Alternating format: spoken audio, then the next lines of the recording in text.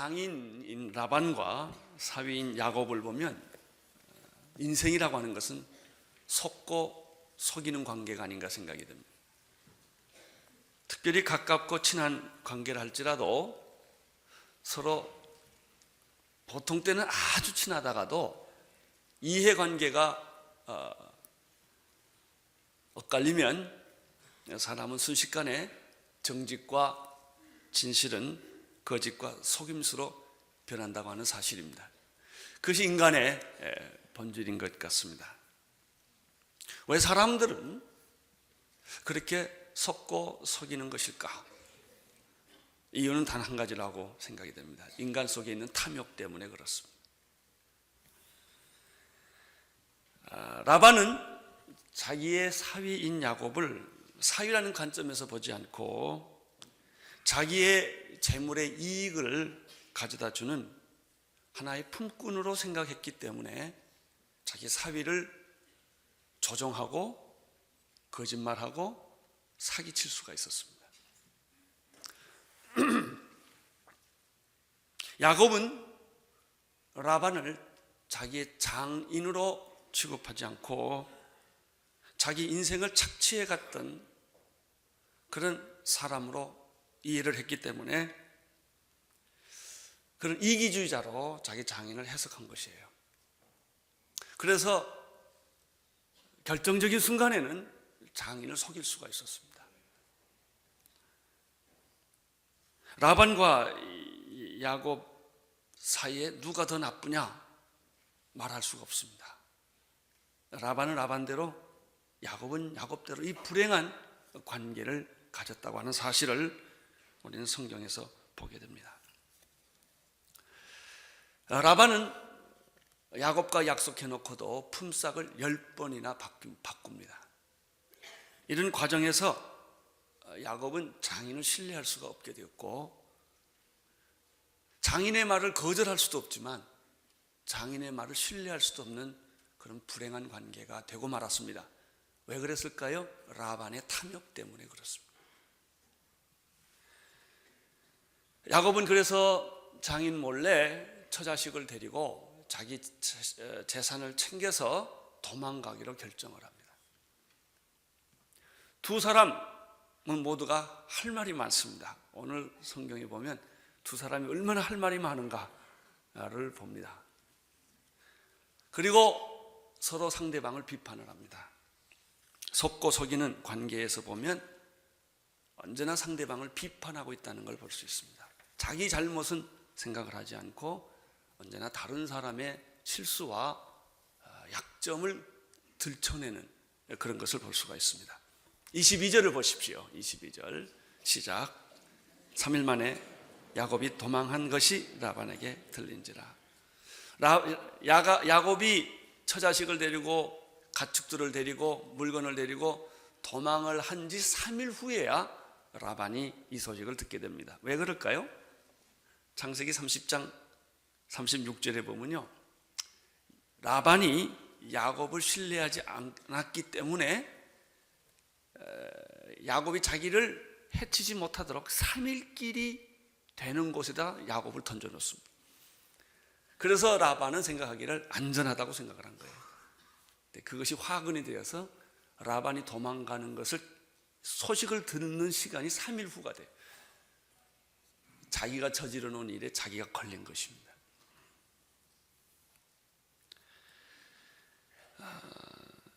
23절을 보십시오. 아주 재밌습니다. 시작. 라반이 그 형제를 거느리고 7일간을 쫓아가 길르앗산에서 그에게 미쳤더니, 라반이 소식을 듣자마자 분통이 터졌습니다. 우리는 눈 안 감아도 야곱이 얼마나 펄펄 뛰고 있을 것인가를 상상할 수 있어요.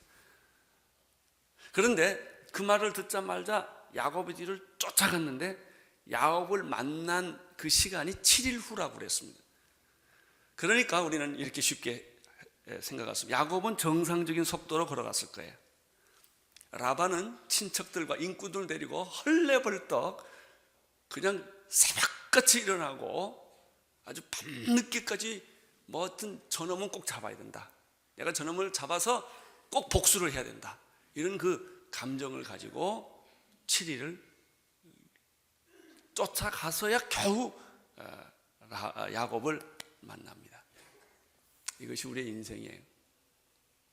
어떤 사람들은 정신없이 새벽별 보고 아침 출근하고 밤늦게 12시에 들어오고 이렇게 살아요. 정신없이 살아가요. 그리고 자기는 인생을 잘 살고 성공했다고 말을 해요. 근데 다 라반과 같은 인생입니다.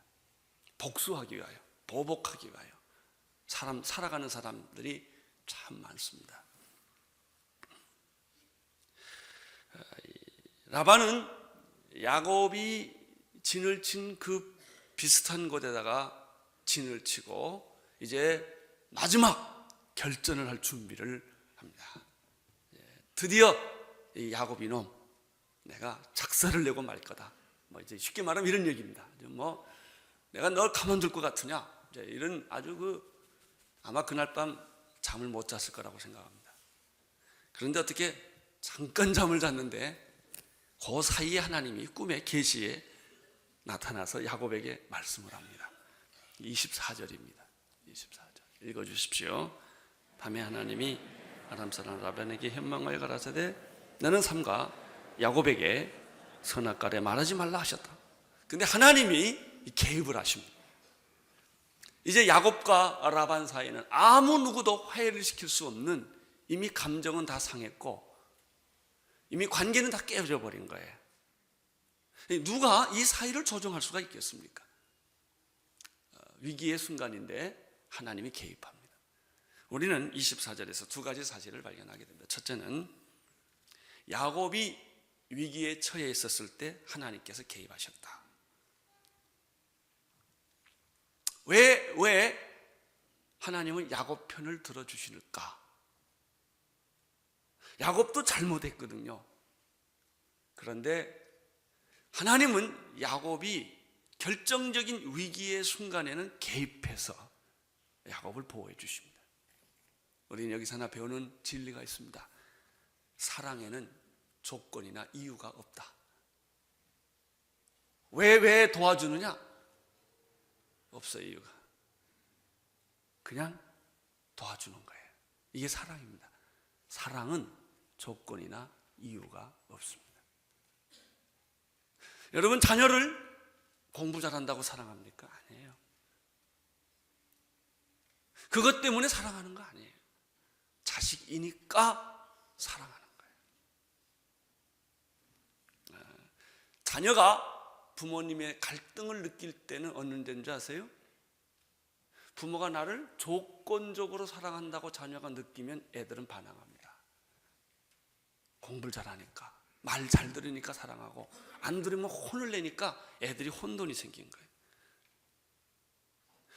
여러분, 자녀 교육의 가장 중요한 키는, 우리 엄마는, 우리 아버지는 조건 없이, 이유 없이 내가 실수해도 날 사랑한다 라는 것을 깨달으면 절대 아이들은 방황 안 합니다. 하나님은 야곱을 이유 없이, 조건 없이 사랑하십니다. 야곱이 실수해도 사랑하고, 잘못해서도 야곱의 장애물, 야곱의 위기를 개입해서 건져주십니다. 이분이 하나님이십니다. 두 번째, 24절에서 발견하는 놀라운 말이 하나 또 있어요. 하나님이 꿈에 나타나서 하신 말씀이, 너는 야곱에게 선악간에 말하지 말라, 이런 말을 합니다. 야곱이 잘못이 있건 없건 따지지 말라, 이런 말. 난 이 말 들으면 얼마나 좋은지 몰라요. 이것도 편해져. 철저한 편해입니다. 잘못했으면 야단쳐야 정의가 아닙니까? 실수를 했으면 잘못 징계를 하고 벌을 줘야 정의가 아니겠습니까? 이런 정의감을 가진 사람에게 아주 성경은 당황스러운 이야기를 합니다. 여러분, 정의를 부르짖는다고 세상이 정의로워질까요? 더 시끄러워요. 정의의 칼을 들면 그 칼이 자기를 찌릅니다. 왜냐하면 이 세상에는 정의로운 사람이 하나도 없기 때문에. 사랑만이, 용서만이 세상을 하나로 만드는 것이에요. 여기서 보면 하나님이 이렇게 말합니다. 야곱이 잘못했건 잘했건 그걸 따지지 말라 이거예요. 선악과라는 게 뭔지 아세요? 선악과. 아담이 선악과를 먹었네. wrong and right. 무엇이 옳고 무엇이 그르냐. 여러분, 무엇이 옳고 무엇이 그르냐고 따지면 세상이 잘 될 것 같으세요? 안 돼요. 따진들 어떻게 하겠어요? 따진들. 자, 그 사람 잘못했어요. 그 잘못을 들춰내고 따진들 어떻게 하겠어요? 해답 있을까요? 없죠. 야단 치는 사람도 비참하고 야단 맞는 사람도 비참한 것 이외에는 아무것도 없는 거예요. 그래서 하나님 말합니다. 야곱을 만나면 선악간에 따지지 말라. 하나님이 딱 선을 그어줍니다. 이것도 하나님의 편애다. 저는 성경을 보고 하나님을 보면서 느끼는 것은 사랑은 편애다. 공정한 게 아니다. 일방적인 것이다. 무조건 사랑하는 것이다 하는 것을 알 수가 있습니다. 25절, 26절을 보십시오. 시작. 라반이 야곱을 쫓아 미치니 야곱이 산에 장막을 쳤는지라. 라반이 그 형제로 더불어 길르앗 산에 장막을 치고 라반이 야곱에게 이르되 내가 내게 알리지 아니하고 가만히 내 딸들을 칼로 잡은 자같이 끌고 갔으니 어찌 이같이 하였느냐. 야단치지 말라고 하나님이 그렇게 말했음에도 불구하고 라반은 자기의 감정을 이기지 못해서 몇 마디 합니다. 오늘 두 마디를 하는데, 첫째는 왜 내게 알리지 않고 도망쳤냐. 알렸으면 내보냈을 거예요, 라반이. 자, 순수하게 나 갑니다 그랬으면 라반이 잘 가라 그랬겠어요? 그럼에도 불구하고 라반은 이렇게 말합니다. 왜 내가 나에게 알리지 않고 도망갔느냐. 두 번째는 거기 성경에 보면 26절에 보면 왜 너는 내 딸들을 강도같이 칼로 끌고 갔느냐 이렇게. 여러분, 야곱이 라반의 딸들을 강도같이 붙잡아 갔습니까? 아니에요. 다 라헬과 레아의 동의를 얻어서 아주 기쁜 마음으로 같이 가고 있는데 라반은 그렇게 해석 안 하는 거예요. 똑같은 사건도 해석에 따라 다 달라요. 라반의 해석에 의하면은 강도 같고 날강도 같은 거예요. 그러니까 야곱이 화가 났다 이거예요. 라반이. 27절, 28절을 보십시오. 시작. 내가 즐거움과 노래와 북과 수금으로 너를 보냈거늘 어찌하여 내가 나를 속이고 가만히 도망하고 내게 고하지 아니하였으며 나로 내 자손들과 딸들에게 입맞추지 못하게 하였느냐. 내 소위가 실로 어리석도다. 이 말은 사실일까요? 예? 예. 그 전 부분에 나온 25절, 26절에 나온 건 사실이에요. 라반의 분노, 꾸짖음, 야단치는 건 솔직한 감정이에요. 그런데 27절, 28절에 나오는 말은 새빨간 거짓말이에요. 라반이 이렇게 말합니다. 사람은 멋진 얘기하기를 참 좋아합니다.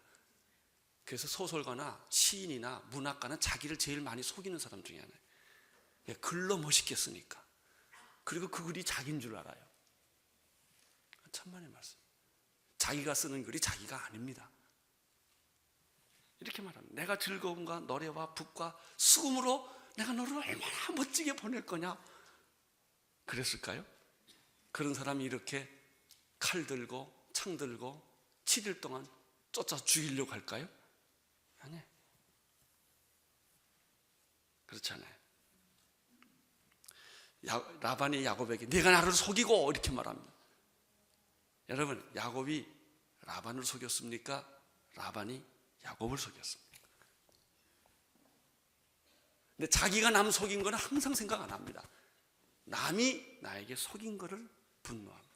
내가 남에게 피해를 준 것은 사람들은 생각 안 합니다. 그리고 자기를 상처 줬다 이거예요. 자기 인생을 망가뜨려 놨다 이거예요. 그래서 복수에, 분노에 불타는 게 인간이에요. 오늘 우리가 보는 이 말씀의 메시지 주제는 이거예요. 사람은 서로 속고 속이는 거다 이거예요. 지금까지 라반의 행동을 보면 이러한 입술의 말은 아주 빤히 속이 들여다 보이는 그런 말인 것을 알 수가 있습니다. 근데 그 밑에 28절에 보면은요, 나로 내 자손들과 딸들에게 입맞추지 못하게 하였다라는 말은 어떨까요? 어느 정도 사실이죠. 내가 너를 기쁘게 보낼 것이다 라는 말은 새빨간 거짓말이고, 그래도 내가 내 딸들이고 내 손자인데 당신이야 삽이니까 뭐 어디 없다 하더라도 내가 내 딸들하고는 키스는 한번 하고 가야 될 거 아니냐. 내 손자는 그래도 내가 한번 등을 두드려 주고 보내야 되는 게 아니냐라고 하는 말은 어느 정도 진실이 그 안에 있습니다. 그럼 우리는 여기서 27절, 28절에서 뭘 발견합니까? 사람 말할 때 진실과 거짓을 섞어서 얘기한다. 그래서 헷갈리는 거예요. 어떤 부분은 옳은 얘기고 어떤 부분은 전혀 맞지 않는 얘기를 진짜인 것처럼 우리는 섞어서 얘기를 한다는 거예요. 이것을 여기서 우리가 발견하게 됩니다. 그리고 라반은 마지막에 28절에서 이렇게 자기가 아예 결론을 내립니다. 내 소위가 심히 어리석구나. 어리석을까요? 그건 라반의 생각이죠. 라반의 해석이에요. 근데 사람들은 자기의 해석을 다른 사람한테 다 강요를 시킵니다. 힘이 있으면, 권력이 있으면 내 해석이 맞다 이거예요. 근데 라반의 해석이 맞습니까? 맞을 수도 있고 틀릴 수도 있는 걸 절대 진리인 것처럼 라반은 우기는 거예요. 그래서 라반은 자기의 분노가 정의롭다고 생각한 거죠. 29절을 보십시오. 시작. 너를 해할 능력이 내 손에 있으나 너희 아버지의 하나님이 어젯밤에 내게 말씀하시기를 너는 삼가 야곱에게 선악간에 말하지 말라 하셨다. 아주 이 말도 재밌어요. 야곱이 라반, 내가 너 하나쯤은 얼마든지 없애버릴 수 있다. 이게. 그런데 어젯밤에 하나님이 개입하셔서 말했기 때문에 내가 하나님이 무서워서 그냥 더 이상 말은 못하고 이 정도로 해둔다. 이런 얘기에 쉽게 말하면 이걸 보면요, 우리 이 세상살이가 다 이 안에 있어요. 부부관계도 다 이 안에 있고요. 남편이 내가 너 당장 내쫓을 수 있지만 또 이러고 또 얘기하는 거 다 똑같은 소리예요. 내가 당신하고 오늘 당장 이혼할 수 있지만. 자, 이 이혼 남편의 문제일까요? 아내의 문제일까요? 아니에요. 이건 라반과 야곱의 문제하고 똑같은 거예요. 패턴이 다를 뿐이지 다 똑같은 얘기예요.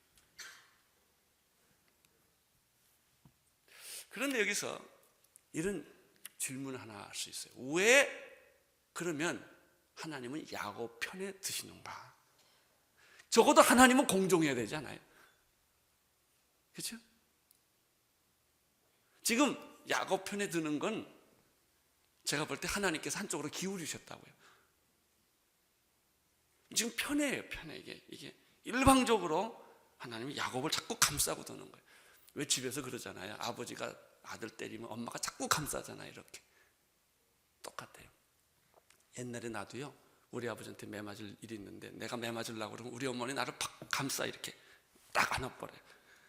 그래서 내 아들 때리면 날 때려라 이런 거죠. 이렇게 하시더라고요. 하나님이 그러세요. 하나님이 나를 그렇게 감싸시는 거예요. 편애하는 거예요. 30절, 31절, 32절을 계속 읽겠습니다. 시작. 이제 내가 내 아비 집을 사모하여 돌아가려는 것을 가거니와 어찌 내 신을 도둑질하였니? 야곱이 라반에게 대답하여 가로되 내가 말하기를 외삼촌이 외삼촌의 딸들을 내게서 억지로 뺏으리라 하여 두려워하였음이니이다. 외삼촌의 신은 누기 있든지 그는 살지 못할 것이요 우리 형제들 앞에서 무엇이든지 외삼촌이 그것이 발견되거든 외삼촌에게로 취하소서 하니 야곱이 라헬이 그것을 도둑질한 줄 알지 못함이었다. 라반이 화를 내고 분노를 이기지 못하는 그런 이유 중에 하나는 좀 더 깊은 데 있습니다. 그것은 자기 집의 가호신인 드라빔을 야곱이 훔쳐갔다고 생각을 했기 때문에 그렇습니다. 뭐 물건 가져가는 것은 괜찮은데 이 드라빔 가져간 것을 야곱은 견딜 수가 없었던 것이죠. 그래서 이 얘기를 합니다. 왜 내가 네 집에 가는 거야? 내가 뭐 어떻게 하겠냐? 내가 내 고향 가고 내 아버지 집으로 돌아가겠다는데, 그렇지만 왜 내 드라빔을 훔쳐갔느냐고 따집니다. 그때 야곱은 라반에게 자기가 그렇게 몰래 가게 된 얘기를 솔직하게 얘기합니다. 내가 당신에게 간다 그러면 당신 딸을 곱게 가게 내주겠습니까? 당신은 분명히 방해를 했을 겁니다. 그래서 난 그게 두려워서 내가 당신의 딸들과 내 자산을 가지고 도망을 간 겁니다. 그러나 난 드라빔은 절대로 훔치지 않았습니다. 이제 사실 야곱이 억울한 거예요. 안 훔쳤기 때문에. 그런데 야곱이 모르는 게 있어요. 자기 부인 라헬이 몰래 아버지의 드라빔을 훔친 거를 야곱이 몰랐단 말이에요. 그래요. 인간의 주장이라는 게 되게 이런 겁니다. 그러니까 야곱은 라반에게 더 감정이 나쁜 거예요. 난 훔치지 않았는데 맨날 당신 나를 도적놈 취급하냐 이거예요. 만약에 당신의 물건이 발견된다 그러면 당신 마음대로 해라 이거예요. 이러고 야곱이 덤벼듭니다. 33절 35절까지 보겠습니다. 시작. 라반이 야곱의 장막에 들어가고 레아의 장막에 들어가고 두 여종의 장막에 들어갔으나 찾지 못하고 레아의 장막에서 나와 라헬의 장막에 들어가매 라헬이 그 드라밤을 가져 약대 안장 아래 넣고 그 위에 앉은지라. 라반이 그 장막에서 찾다가 얻지 못하매 라헬이 그 아버지 이를 때 마침 경수가 나무로 일어나서 영접할 수 없사오니 내 주는 노하지 마소서. 라반이 그 드라빔을 두루 찾다가 얻지 못했다. 문제는 라헬이에요. 라헬. 야곱도 모르게 아버지의 가오신인 드라빔을 훔친 장본인은 라헬입니다. 우리가 떳떳하게 주장하다가도 집안에 가끔 이런 일이 있어요. 전혀 예기치 못했던 일이 있는 거예요. 근데 나는 몰라요. 그래서 막 소리를 지르고 주장했는데 뚜껑을 확 열고 보니까 있는 거예요. 이게. 여기서 우리는 라헬에게서 재밌는 질문 하나 발견합니다. 라헬은 시집을 갔어요. 아버지 편인가 남편 편인가?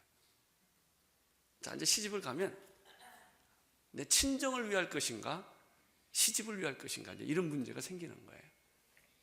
여기서 라헬은 단연코 남편을 택합니다. 시집 가면 다 이렇게 마음이 편하는가 봐요. 그리고 아버지 드라빔을 몰래 훔쳐가지고 가는 거. 이건 야곱도 몰랐던 일이에요. 바로 이 사람이 누군지 아세요? 믿음의 조상 야곱의 부인이고 성경에서 제일 위대한 인물인 요셉의 어머니가 이룬 사람입니다. 여기서 여러분이 뭘 느끼십니까? 그 요셉의 위대한 요셉의 어머니, 믿음의 조상 라헬의 아내도 별 볼 일 없는 평범한 여자다. 자기가 필요한 거 있으면 아버지 거라도 챙겨서 떠나가는. 그래서 어떻게 해서든지 좀 뭐 잘 살아보려고 쓴 보통 여자죠. 뭐 여기 무슨 믿음이 있습니까? 여기에서 무슨 뭐 위대한 결단이 무슨 뭐 이런 게 있습니까? 뭐 애국심이 있습니까? 뭐 그냥 아니에요. 보통 여자예요. 그냥. 그래요. 제가 여기서 은혜 받는 게 우리는 다 보통 사람이에요. 뭐 목사라고 별게 있습니까? 여러분이라고 뭐 별게 있습니까? 다 훈장 벗겨놓고 보면 다 똑같죠. 나만 장군이 그래. 구약에 나만 장군이 장군인데요, 문둥병자거든요. 그가 제복 군복을 입고 있을 때는 장군이에요. 그래서 그 사람은 군복을 안 벗으려고 그래요. 왜? 벗으면 나병이니까. 온몸에 문둥병이 가득 차 있단 말이에요. 사람한테 이거 보이기 싫은 거예요. 그래서 사람은 장군이라는 옷을 입고 다니는 거예요. 사람들은 다 자기를 감추기 위해서 멋지게 표장을 하고 다녀요. 뭐 나는 교수다, 뭐 나는 뭐 박사다, 뭐 나는 무슨 뭐 비즈니스맨이다, 뭐 회장이다, 뭐 이런 걸로 다 이렇게 폼 잡고 다니는 거예요. 100개 보면 다 문둥병 환자라고요. 인간의. 오늘 우리가 정직하게 이 본문을 가만히 보면 그런 거예요. 라헬이 이런 여자였다는 거죠. 저는 로마서 3장 10절의 말씀이 생각나요. 의인은 없나니 하나도 없으며 깨닫는 자도 없고 하나님을 찾는 자도 없고 다 치우쳐 한 가지로 무익하게 되고 선을 행하는 자도 없나니 하나도 없도다. 사랑하는 성도 여러분, 구원은 여기서부터 시작합니다. 내가 아무것도 아니다, 나는 문둥병을 걸린 존재와 같은 사람, 하나님 앞에서 내가 주장할 게 아무것도 없다고 하는 고백, 이것을 가리켜 가난한 마음이라고 그래요. 마음이 가난한 자는 복이 있나니 천국이 저희 것이요. 인간의 모든 위선과 지성과 허물, 지위 이런 걸 다 벗겨놓고 보면 정말 초라하다, 아무것도 아니에요. 그런 인간을 하나님이 보석같이 천국의 자녀로 삼아주셨다는 이 감격, 이 기쁨, 이 감사함, 그 눈물로 사는 것이 신앙생활입니다. 하나님, 어떻게 나 같은 사람, 웬 말입니까? 웬 은혜입니까? 예수라는 분이 어떻게 나 같은 사람을 위하여 십자가에 죽을 수가 있겠습니까? 라고 하는 그런 기막힌 고백을 하게 되는 것이죠. 라반은 결국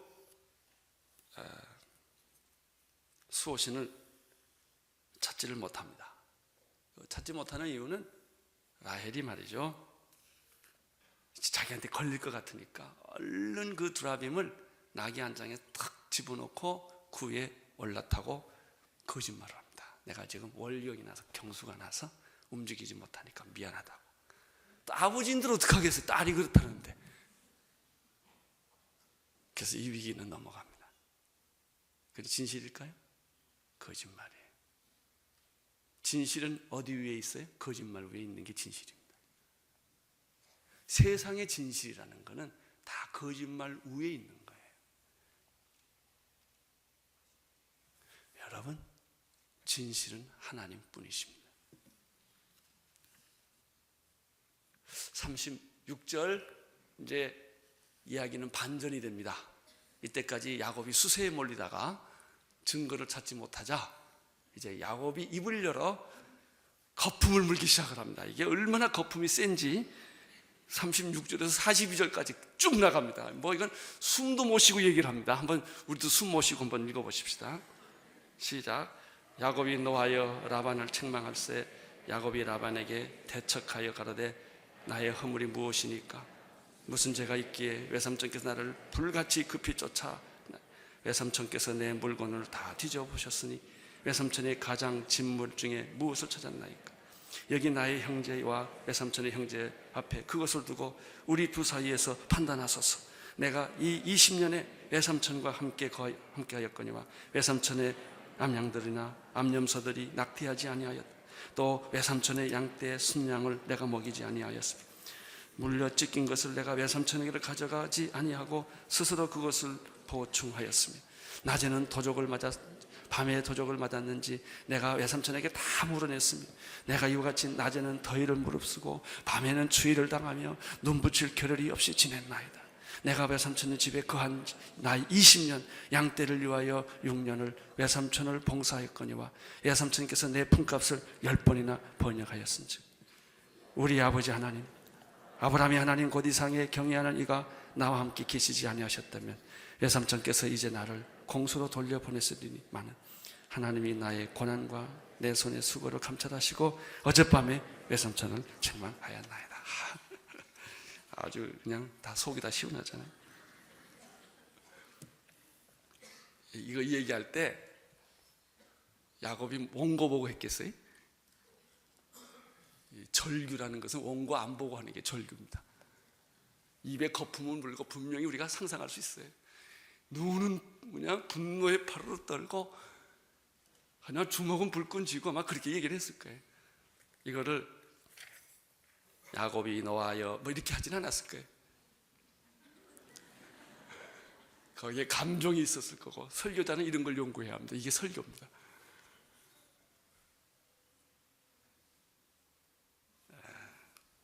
그런데 야곱의 이 말이 다 맞을까요? 예, 야곱 입장에서는 맞는 말이에요. 그 전에 라반이 흥분했어요. 그렇죠? 그럼 라반의 말은 다 맞을까요? 예, 라반의 입장에서는 맞았겠죠. 라헬은 어떻습니까? 라헬은 아버지의 드라빔을 훔쳤지만, 훔친 건 잘못됐지만 라헬도 할 말이 많았을 거예요. 우리 아버지가 내 남편 다 착취해가지고 20년 동안 고생시키고 준 거 아무것도 없다 이거예요. 그러니까 내가 아버지 거 좀 훔쳐가기는 뭐가 나쁘냐? 라헬은 그랬을 거예요. 그렇게 자기 마음속에 할 말이 있었을 거예요.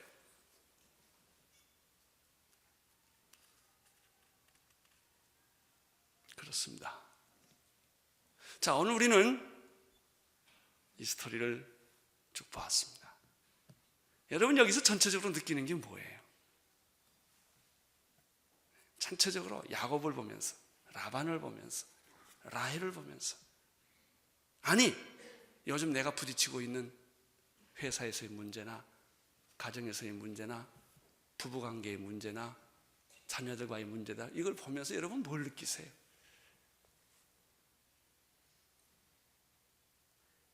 여러분의 주장이 그렇게 옳습니까? 여러분이 그렇게 춤을 튀겨가면서 주먹을 쥐고 얘기하는 게 다 옳은 거예요? 아니라 말이죠. 다 사람들은 자기 나름대로 정의감이 있어요. 자기 나름대로 옳다는 거예요. 이게 야곱이에요. 이게 라반이에요. 이게 라헬이에요. 그러면서도 그 사람들의 말이 다 옳지 않은 거예요.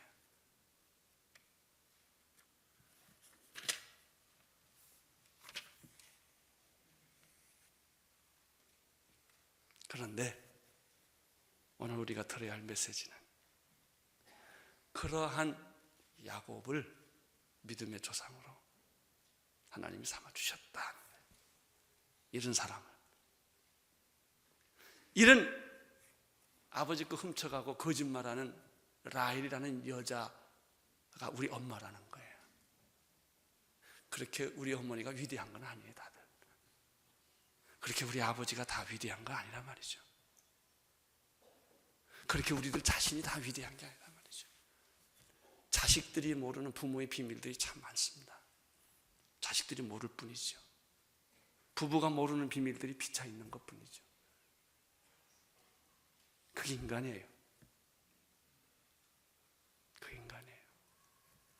그런데 하나님은 이러한 죄인을 사랑하셨습니다. 그리고 그 죄인들을 위하여 자기의 아들 독생자를 세상에 보내어 성탄절을 주시고 십자가에 죽게 하심으로 우리를 구원하셨습니다. 이것이 하나님의 사랑에 관한 이야기입니다. 로마서 5장 8절에 보면 우리가 아직 죄인 되었을 때 그리스도께서 우리를 위하여 죽으심으로 하나님께서 우리에게 대한 자기의 사랑을 확증하셨느니라. 사랑하는 성도 여러분, 하나님은 여러분을 몰라서 사랑하는 게 아닙니다. 여러분을 아시고도 사랑합니다. 여러분이 허물이 많고 부족하고, 그리고 여러분이 의롭지 않다는 걸 아시면서도 하나님은 속아주셔요. 여러분을 사랑합니다. 내가 너를 사랑하노라. 내가 너를 기뻐하노라. 하나님 말씀하십니다. 기도하겠습니다. 하나님 아버지, 섞고 속는 이 야곱과 라반을 보았습니다. 주님, 우리를 구원하소서. 우리에게 긍휼을 베풀어 주셔서 당신의 아들로 삼아주시니 감사합니다. 이제 하나님 아들을 되었사오니 이 감격과 감사와 은혜 가운데서 나의 일생의 마지막을 보내게 도와주시고 더욱더 하나님께 가까이 나아가는 우리 성도들 되게 하여 주옵소서. 예수님 이름으로 기도합니다. 아멘.